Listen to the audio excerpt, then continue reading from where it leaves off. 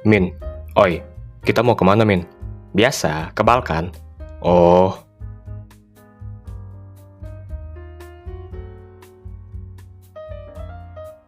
negara apa, Min? Kata kuncinya itu utara. Oh, kutub utara. Iya, Net, bener banget. Ih, nggak nyangka kawan kita ini sangat pintar ya, amigos. Hola, amigos. Sorry, belum intro. Keliling dunia yuk. Hayu. Hola, amigos. Mimin yakin hampir dari kita semua udah mengetahui fakta yang satu ini. Ada beberapa negara yang menggunakan arah mata angin dalam nama negara tersebut. Salah satu yang paling jelas adalah Korea Utara dengan Korea Selatan. Benua Amerika pun demikian. Kalau kita menganut sistem 7 benua, maka kita akan melihat yang namanya benua Amerika Utara dengan benua Amerika Selatan.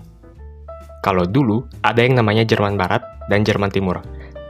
Nah, contoh negara lain yang pakai arah mata angin adalah Makedonia Utara dengan Makedonia bentar. Emang ada Makedonia Selatan? Mungkin ini menjadi salah satu pertanyaan yang pernah terlintas dalam pikiran kita ya, termasuk Mimin juga. Selama ini, Mimin mempertanyakan di mana letak Makedonia Selatan. Karena kalau kita lihat di peta ya, hanya ada Makedonia Utara. Kalaupun kita mencari negara apa yang berada di sebelah selatan Makedonia Utara, maka kita akan menemukan Yunani. Jadi apakah Yunani bisa disebut Makedonia Selatan? Hahaha.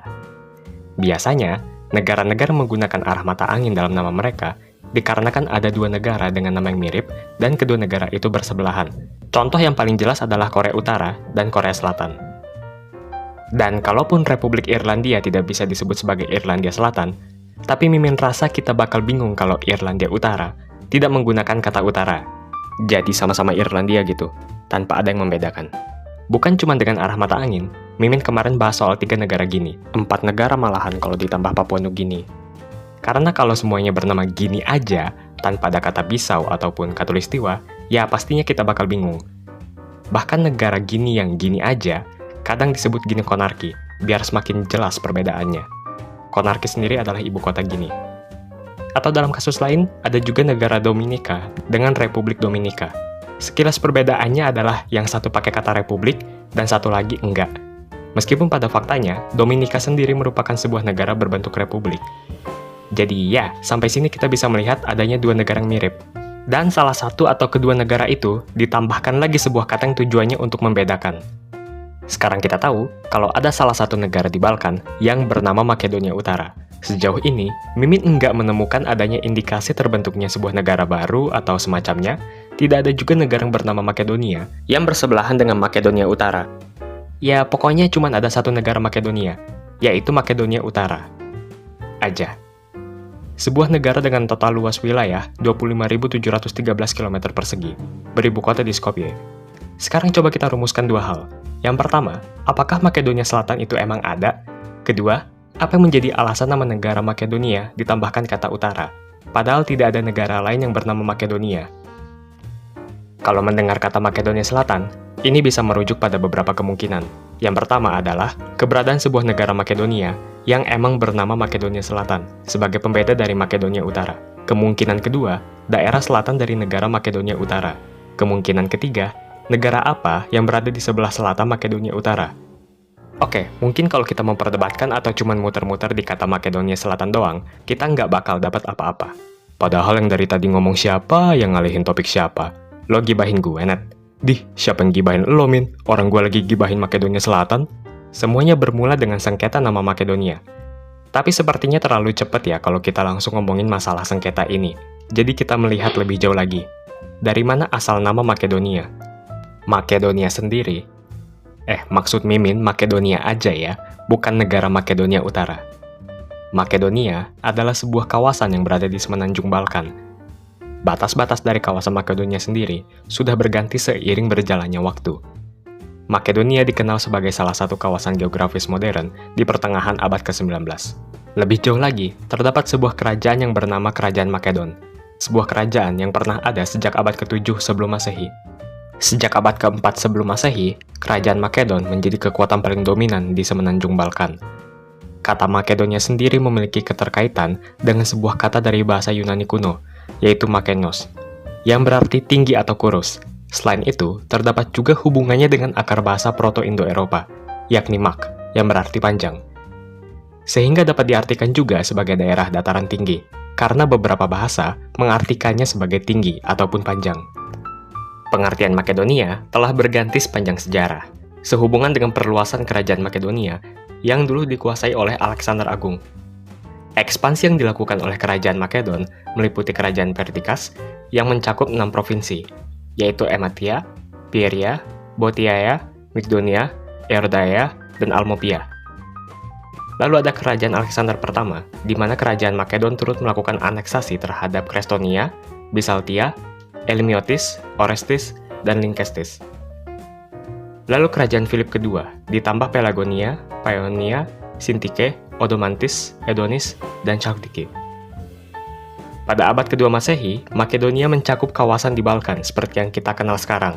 Tetapi, untuk alasan yang masih belum jelas, wilayah Makedonia saat itu tidak mencakup Makedonia Utara. Lucu ya, Makedonia Utara tapi tidak termasuk wilayah Makedonia saat itu. Kalau di masa sekarang, batas wilayah Makedonia sendiri sudah berubah secara signifikan. Nah, tahukah kalian amigos, kata Makedonia juga merujuk pada sebuah provinsi di Romawi kuno. Hal ini terjadi setelah pasukan Romawi kuno menaklukkan kerajaan Makedon yang saat itu berada di bawah dinasti Antigonid. Hal itu terjadi pada tahun 168 sebelum Masehi, saat Perang Makedonia ketiga. Provinsi Makedonia sendiri baru terbentuk pada tahun 146 sebelum Masehi, setelah jenderal Romawi bernama Quintus Caecilius Metellus mengalahkan Andriscus, sang raja terakhir Makedonia, dalam Perang Makedonia keempat. Singkat cerita, daerah Makedonia kemudian berubah menjadi Keuskupan Makedonia yang berlangsung dari tahun 306 sampai abad ke-7 Masehi. Kemudian Makedonia menjadi bagian dari Kekaisaran Bizantin yang dipimpin oleh dinasti Makedonia. Setelah itu, wilayah Makedonia dikuasai oleh Kekaisaran Ottoman. Pada masa ini, nama Makedonia tidak dipakai sebagai kepentingan administratif. Jadi kalau kita lihat pada masa itu, tidak ada yang namanya Makedonia dalam peta dunia. Selama berabad-abad, Makedonia telah menjadi wilayah multikultural. Setelah kebangkitan Yunani, Serbia, dan Bulgaria pada abad ke-19, wilayah Ottoman di Eropa kemudian diidentifikasikan sebagai Makedonia. Jadi mulai pada masa kebangkitan 3 negara tadi, yakni Yunani, Serbia, dan Bulgaria, nama Makedonia mulai dikenal kembali di dunia. Wilayah Makedonia ini diperebutkan oleh Yunani, Serbia, dan Bulgaria. Akibatnya, terbentuk beberapa kelompok bersenjata pada tahun 1890-an dan tahun 1900-an. Beberapa kali wilayah Makedonia diperebutkan oleh beberapa negara, dan kemudian kita ketahui Makedonia menjadi bagian dari Yugoslavia. Makedonia sendiri kemudian merdeka di tanggal 8 September 1991. Oke, sampai sini namanya masih Makedonia ya. Berarti kalau kita bicara dalam konteks tentang negara, hanya ada satu negara Makedonia. Jadi gimana Makedonia bisa berubah menjadi Makedonia Utara? Semuanya bermula saat negara api menyerang. Semuanya bermula sejak tahun 1991. Yap, setelah Makedonia merdeka, langsung ada permasalahan. Jadi Republik Makedonia bersengketa dengan Yunani. Terdapat disambiguitas dalam kata Makedonia. Soalnya, kata Makedonia itu bisa merujuk pada banyak hal. Yang pertama, Makedonia bisa merujuk ke negara Republik Makedonia. Yang kedua, Makedonia juga bisa merujuk ke kawasan Makedonia yang ada di Yunani. Nah, coba lihat amigos, ada Makedonia Barat, Makedonia Timur, dan Makedonia Tengah, yang merupakan provinsi-provinsi di Yunani. Ternyata berdekatan dengan Republik Makedonia. Jadi kalau misalnya tidak dibedakan, ini bisa menyebabkan kebingungan. Yang ketiga, Makedonia bisa merujuk ke kerajaan Makedon pada masa lalu, yang udah kita bahas tadi. Di tahun 1992, International Monetary Fund, World Bank, dan the International Conference on the Former Yugoslavia mengadopsi sebutan Former Yugoslav Republic of Macedonia untuk menyebut Makedonia dalam diskusi mereka. Istilah ini juga diusulkan oleh Prancis, Spanyol, dan Inggris agar memungkinkan Republik Makedonia untuk bergabung dalam PBB. Namun, Makedonia dan Yunani sama-sama menolak usulan nama tersebut. Hal tersebut disampaikan langsung oleh Menteri Luar Negeri Yunani saat itu, Michalis Papakonstantino, dalam surat yang disampaikan kepada Sekretaris Jenderal PBB pada tanggal 25 Januari 1993. Beginilah bunyi pernyataannya. Ya, artinya bisa jadi masalah gitulah kalau pakai kata Makedonia. Menurut kalian gimana, amigos?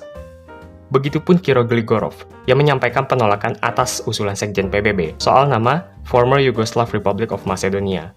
dalam suratnya pada tanggal 24 Maret 1993. Dia menyatakan kalau memasukkan kata Yugoslavia dalam nama negaranya bisa menimbulkan potensi bagi Serbia untuk mengklaim teritorial Makedonia.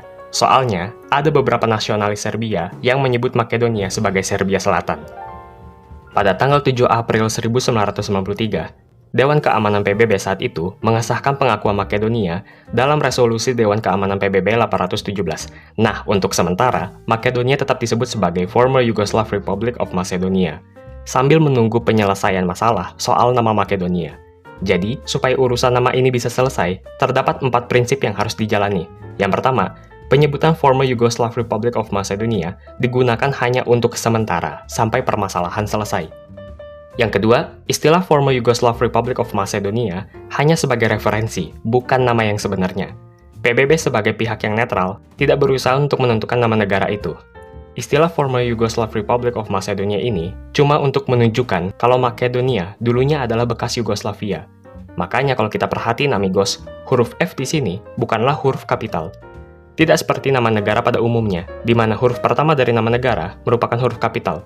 Contohnya aja Indonesia. Ya, huruf I di depan adalah huruf kapital. Prinsip ketiga, istilah Former Yugoslav Republic of Macedonia ini hanya digunakan dalam tujuan di PBB dan tidak diamanatkan kepada pihak manapun. Prinsip keempat, istilah Former Yugoslav Republic of Macedonia tidak mengartikan kalau Makedonia mempunyai hubungan apapun dengan Republik Federal Yugoslavia yang saat itu masih ada. Kemudian di tanggal 13 September 1995, Yunani dan Makedonia akhirnya meresmikan hubungan bilateral melalui perjanjian sementara yang ditandatangani di New York. Dalam perjanjian tersebut, Makedonia akan menghapuskan matahari Vergina dari benderanya. Nah, buat amigos yang belum tahu, ini adalah bendera Makedonia di tahun 90-an. Terdapat matahari Vergina di sini. Karena matahari Vergina sebenarnya adalah milik Yunani. Melalui perjanjian sementara ini, Yunani dan Makedonia berkomitmen untuk melanjutkan negosiasi soal permasalahan nama Makedonia. Yunani juga setuju kalau mereka tidak akan keberatan dengan permohonan apapun dari Makedonia, selama istilah yang digunakan adalah Former Yugoslav Republic of Macedonia. Tetapi, permasalahan nama ini terus saja terjadi, dan belum menemukan titik terang. Banyak usulan soal nama Makedonia yang diberikan, seperti New Macedonia, Upper Macedonia, Slavo Macedonia, Nova Macedonia, Macedonia Skopje, dan lain sebagainya. Namun semuanya ditentang oleh Yunani, sebab Yunani tidak menerima kalau kata Makedonia digunakan sebagai nama permanen. Pemerintahan Athena mengusulkan nama Republik Vardar atau Republik Skopje, tetapi pemerintahan Makedonia secara konsisten menolak usulan apapun yang menghilangkan atau tidak menggunakan kata Makedonia sebagai nama negara. Jadi serba salah amigos. Akhirnya, pada tanggal 12 Juni 2018, melalui perjanjian Prespa, permasalahan soal nama Makedonia ini akhirnya selesai. Sejak saat itu, Republik Makedonia berganti nama menjadi Republik Makedonia Utara. Perjanjian Prespa sendiri ditandatangani dekat Danau Prespa, yang berada di perbatasan Republik Makedonia Utara, Yunani, dan Albania. Berdasarkan perjanjian Prespa, disebutkan bahwa warga Makedonia Utara tidak ada hubungannya dengan orang Makedonia kuno. Makedonia Utara dan Yunani mengakui masing-masing penggunaan istilah Makedonia. Kalau merujuk pada Yunani, maka Makedonia adalah sebuah wilayah dan masyarakat di sebelah utara Yunani, atau lebih tepatnya Makedonia Barat, Makedonia Timur, dan Makedonia Tengah. Kalau merujuk pada Republik Makedonia Utara, berarti wilayah dan masyarakat yang berada di Republik Makedonia Utara. Jadi jangan sampai ketukar amigos. Ada yang namanya Republik Makedonia Utara, ada juga Provinsi Makedonia yang berada di bagian utara Yunani. Sebentar, setelah pembahasan panjang lebar, berarti Yunani adalah Makedonia Selatan? Kasih tahu pendapat kalian amigos. Tapi sejauh ini Makedonia Selatan emang nggak ada ya. Yang ada cuma Makedonia Barat, Makedonia Timur, sama Makedonia Tengah yang merupakan provinsi-provinsi di Yunani. Sama Makedonia Utara, itu pun penambahan kata utara sebagai bentuk penyelesaian sengketa antara Makedonia dengan Yunani. Jadi penamaan Makedonia Utara bukan menjadi pembeda dengan negara lain yang bernama Makedonia. Tapi sebenarnya, penamaan Makedonia Utara adalah sebagai pembeda dengan Provinsi Makedonia Barat, Makedonia Timur, dan Makedonia Tengah yang ada di Yunani, dan berdekatan dengan Makedonia Utara. Oh iya amigos, mohon maaf kalau Mimin masih banyak kekurangan dalam penyampaian informasi ya, jadi kalian boleh koreksi juga. Amigos bebas berpendapat ya, kritik, saran, asalkan sopan. Mungkin ada juga yang kurang berkenan misalnya dengan jokes Mimin, mudah-mudahan kedepannya Mimin juga bisa lebih baik lagi ya. Kalau ada kritik dan saran, Mimin berterima kasih. Berarti itu semua bentuk perhatian dari kalian semua, amigos. Kedepannya, kalau Mimin banyak salah dalam penyampaian informasi, mohon dikoreksi ya. Sehat-sehat semuanya.